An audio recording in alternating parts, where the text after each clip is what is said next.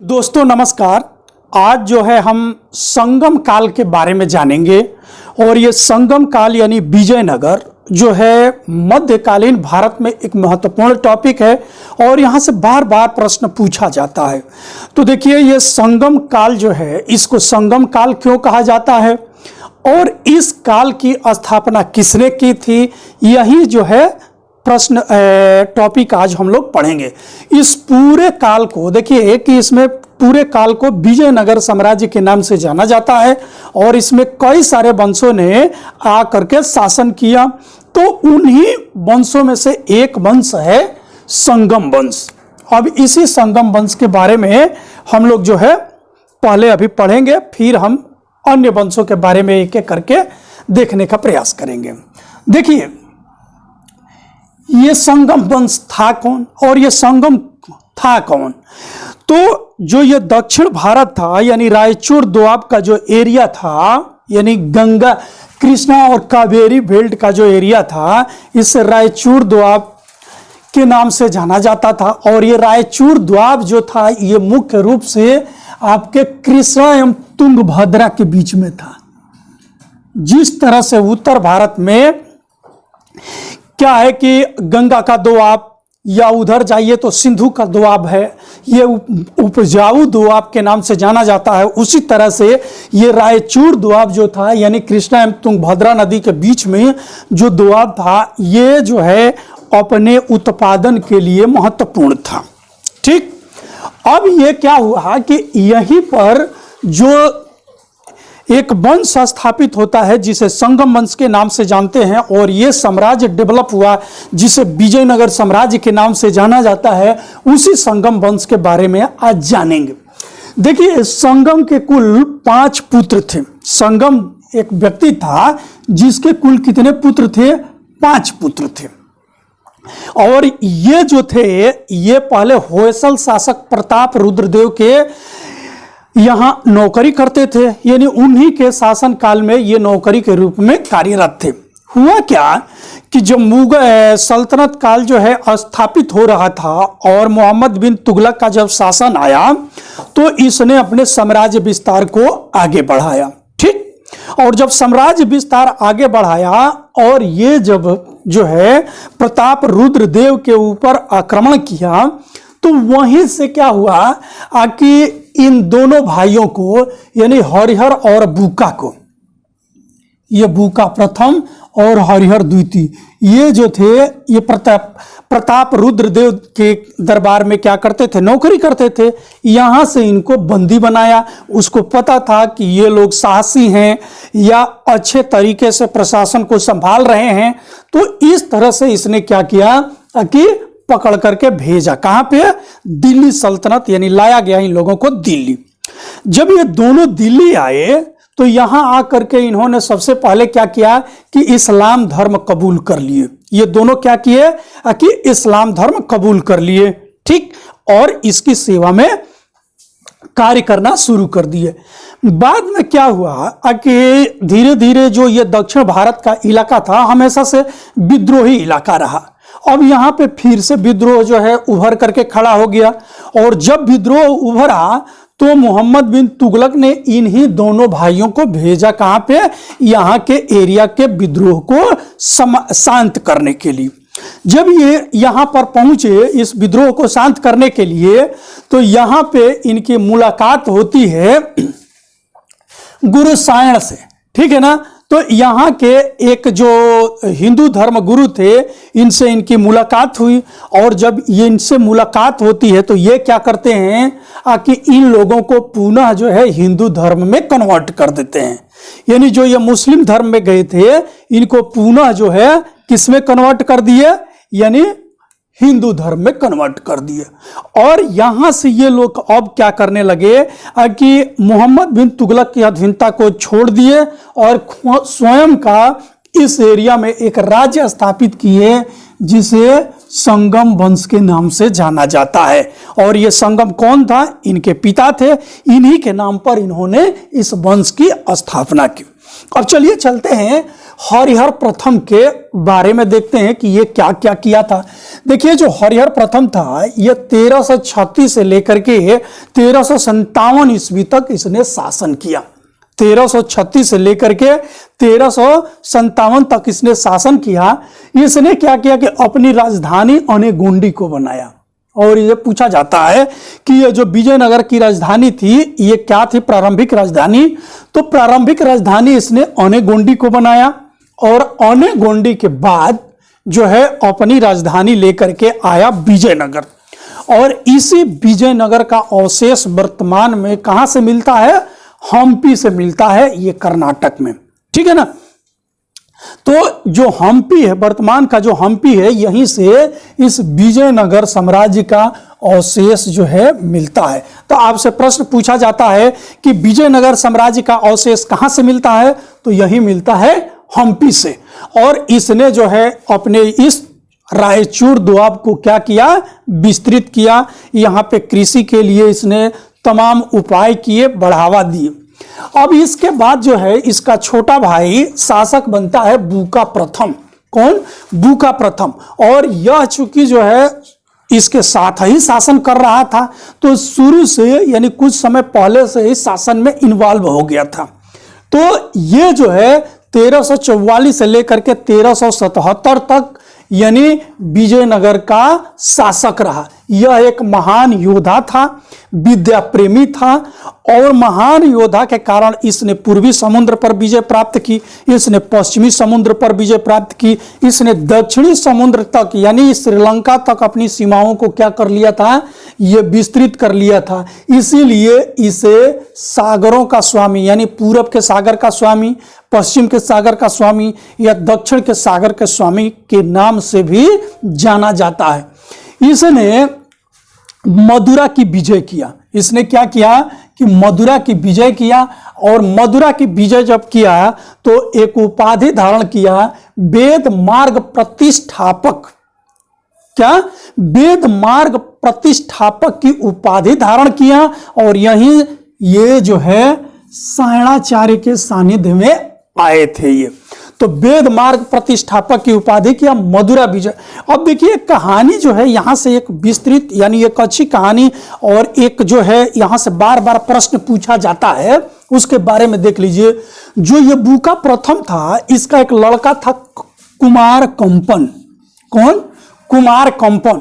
और कुमार कंपन की जो पत्नी थी इसका नाम था गंगा देवी, ठीक है ना, ये गंगा देवी। और गंगा देवी एक पुस्तक लिखती है जिसका नाम है मदुरा विजय। मदुरा विजयम जो है इसने एक पुस्तक लिखी और इसी पुस्तक में इसने बताने का प्रयास किया कि बूका प्रथम जो है कौन कौन सी विजय किया और कितना शक्तिशाली शासक था। तो आपसे प्रश्न पूछा जाता है कि मदुरा विजय की रचना किसने की, तो मदुरा विजय की रचना गंगा देवी की। और ये गंगा देवी कौन थी, ये कुमार कंपन यानी बूका प्रथम के पुत्र कुमार कंपन की पत्नी थी। और ये 20 बार प्रश्न जो है पूछा गया है। अब देखिए जो बूका प्रथम था इसके कई लड़के थे, कुमार कंपन था, विरूप राण था और हरिहर द्वितीय। ठीक, अब इसके बाद जो है शासक कौन बना, हरिहर द्वितीय। और हरिहर द्वितीय जो है 1377 से लेकर के 1404 ईस्वी तक शासन किया। इसने राजा धीराज एवं राज राजेश्वर की उपाधि धारण किया था। कौन कौन सी उपाधि, राजा धीराज एवं राज राजेश्वर की उपाधि धारण किया था। यह जो है विरूपाक्ष का उपासक था। देखिए यहाँ का एक प्रमुख देवता है जिसे विरूपाक्ष के नाम से जाना जाता है। तो ये विरूपाक्ष की उपासना करता था। साथ ही ये भी कहा गया कि ये शैव धर्म या अन्य धर्मों के उपासकों को भी संरक्षण जो है प्रदान किया था। ये चीजें क्लियर। अब देखिए हम चलते हैं विरूपाक्ष के पास। कह रहा है कि विरूपाक्ष प्रथम जो है इसके बाद शासक कौन बनता है, विरूपाक्ष प्रथम। और इसने 1404 से 1405 ईस्वी तक शासन किया। इसके बाद आया बूका द्वितीय। बूका प्रथम के बाद आता है बूका द्वितीय। और बूका द्वितीय जो है 1405 से 1406 ईस्वी तक शासन किया। इसके बाद जो है इसका एक महत्वपूर्ण शासक आता है, क्योंकि ये छोटे छोटे शासक थे, इन्होंने बहुत सारी इनकी ऐसी उपलब्धियां नहीं है जिसको कि डिस्कस किया जाए और जिससे कि बहुत सारे एग्जाम में प्रश्न पूछे जाए। लेकिन चूंकि इसकी एक हायरार्की है, कभी कभी मिलाने के लिए दे दिया जाता है कि कौन किसके बाद आया, तो ये आप लोग थोड़ा सा देखिएगा। अब इसके बाद आता है कौन, देवराय द्वितीय, ये देवराय प्रथम। और ये देवराय जो प्रथम है ये 1406 से 1422 ईस्वी तक जो है विजयनगर का शासक रहता है। और ये जो है ये कृषि के क्षेत्र में बड़ा ही परिवर्तन किया था, क्रांतिकारी परिवर्तन किया है कृषि के क्षेत्र में। और इसने क्या किया, कृषि के क्षेत्र में इसने परिवर्तन किया कि इसने तुंगभद्रा नदी पर बांध बनवाया। देखिए, तुंगभद्रा नदी पर बांध बनवाया और अनेक नहरें निकाली। तुंगभद्रा नदी पर बांध बना करके अनेक नहरें निकाली, जिससे कि इस क्षेत्र में कृषि जो है बड़े पैमाने पर और बेहतर कृषि होने लगी। ये चीज देखिए, इसी के समय में इटली का यात्री निकोलो कोंटी आया था। आपसे कई बार प्रश्न पूछा जाता है कि निकोलो कोंटी जो है किसके शासन काल में आया था, तो निकोलो कोंटी जो आया था देवराय प्रथम के। और ये खूब महत्वपूर्ण प्रश्न है, बार बार पूछा जाता है। तो निकोलो कोंटी जो आया था ये देवराय प्रथम के समय में आया था। और यह कहाँ का यात्री था, तो यह इटली का यात्री था। कहाँ का था, इटली का यात्री था। और इसी के समय में श्रीनाथ जो थे कवि थे, जिसने हरिविलास की रचना की थी। तो हरिविलास की रचना किसने की थी, श्रीनाथ की थी। और ये किसके समय में थे, तो देवराय प्रथम के समय में थे। ये देवराय से महत्वपूर्ण प्रश्न बनते हैं, इसलिए इसको देख लीजिएगा। अब इसके बाद आता है रामचंद्र राय। और रामचंद्र राय जो है 1422 यानी 1 साल का इसका शासन काल है, ज्यादा महत्वपूर्ण ये शासक नहीं है। इसके बाद शासक बनता है विजय राय, और यह अभी 22 से 26 तक बना। बहुत सारी ऐसी इसकी उपलब्धियां भी नहीं है जिसको कि यहां पे हाईलाइट किया जाए। अब देखिए, अब जो है देवराय प्रथम के बाद बनता है प्रण देवराय। और प्रण देवराय को ही देवराय द्वितीय के नाम से भी जाना जाता है। ठीक है ना, तो ये आप लोग ध्यान से देखिएगा कि प्रवण देवराय को ही किसके नाम से जाना जाता है, तो देवराय द्वितीय के नाम से जाना जाता है। और ये प्रश्न जो है खूब पूछा जाता है। अब ये क्या है कि 1422 से लेकर के 1446 तक शासक बना। ये हाथियों का शिकार करता था। ये किसका शिकार करता था, आज भी जाएंगे तो कर्नाटक के जंगलों में बड़े पैमाने पर हाथियां पाई जाती हैं। ठीक, तो ये हाथियों का शिकारी था। ठीक, इसीलिए इसने गजबेटकर की उपाधि धारण की। और गजबेटकर क्या होता है, जो हाथियों का शिकार करता है। इसने अपनी सेना में 200 से ज्यादा तुर्की धनुर्धरों को नियुक्त किया। तो इसने कितने, 200 से ज्यादा जो तुर्की धनुर्धर थे इनको नियुक्त किया। तो प्रश्न पूछा जाता है कि किसने अपनी सेना में तुर्की धनुर्धरों को नियुक्त किया, तो यही है प्रण देवराय या देवराय द्वितीय। इसने फारस का राजदूत, इसी के समय में फारस का राजदूत, फारस कहते हैं किसको, ईरान को। ठीक, तो ईरान को फारस कहते हैं और पर्सिया कहते हैं इराक को। तो ठीक, तो ये देख लीजिए कि इसी के समय में ईरान का दूत अब्दुल रजाक जो है आया था इसके दरबार में। तो प्रश्न ये भी बनता है कि अब्दुल रजाक कहाँ का था, फारस का यानी ईरान का था। किसके राज दरबार में आया, तो ये आया था देवराय द्वितीय के राज दरबार में। इसके बाद शासक बना प्रताप देव राय। ठीक, ज्यादा दिन शासक ये भी नहीं रहा।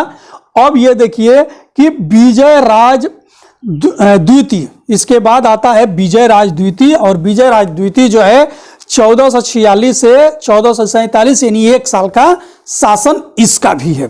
क्लियर। अब इसमें एक महत्वपूर्ण शासक आता है मल्लिकार्जुन। और मल्लिकार्जुन जो है ये है 1447 से 1465 तक शासक बना। और इसने भी गजबेटकर की उपाधि धारण की। तो देखिए, गजबेटकर की उपाधि कौन धारण किया, देवराय द्वितीय। और गजबेटकर की उपाधि कौन धारण किया, मल्लिकार्जुन। ठीक, और इसके बाद शासक बना विरूपाक्ष द्वितीय। और विरूपाक्ष द्वितीय जो है 1465 से लेकर के 1485 तक जो है संगम वंश का शासक रहा। और इसके बाद छोटे छोटे 2 शासक बने।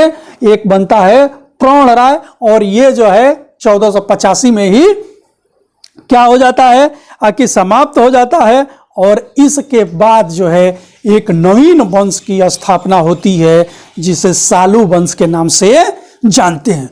तो संगम वंश का अंतिम शासक कहीं कहीं आपसे पूछा जाता है तो उसमें विरूपाक्ष का ही नाम दे देता है, तो आप विरूपाक्ष ही लगा करके आइए। लेकिन यदि प्रौढ़देव राय का भी नाम आ जाए तो इसमें कंफ्यूज नहीं होना है, क्योंकि ये प्रौढ़देव राय जो है बाद में बना विरूपाक्ष के, लेकिन ज्यादा दिन तक इसका शासक नहीं रहा। तो अधिकांश किताबों में जो है आपको विरूपाक्ष ही मिलेगा, ठीक है ना। तो ये कॉन्सेप्ट जो है क्लियर हो जाना चाहिए। और इसके बाद जो है संगम वंश यानी विजयनगर में किस किस शासन आती है, तो शासन आया सालू वंश का। ठीक, तो सालू वंश का शासक आया और संगम वंश का शासन यहां पे समाप्त हो गया। अगले लेक्चर में हम सालू वंश को क्लियर करेंगे। तब तक के लिए धन्यवाद। और हाँ, यदि ये वीडियो अच्छी लगी हो तो वीडियो को लाइक करिएगा जरूर, और सब्सक्राइब कर लीजिएगा चैनल को, शेयर भी करिएगा वीडियो को, क्योंकि हम इतिहास को इतिहास की तरह यानी तोड़ तोड़ करके पढ़ाएंगे और आप लोगों के दिमाग में घुटवा देंगे।